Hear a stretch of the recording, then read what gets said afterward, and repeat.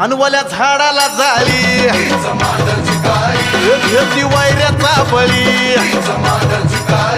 बाईनं ठोकली आरोळी गळा मुंडक्याच्या माळी हा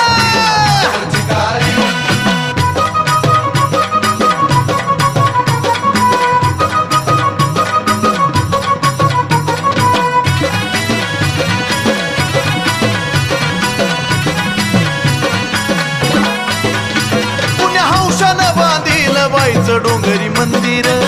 या माळपंथी कोरला या चिर बंदिर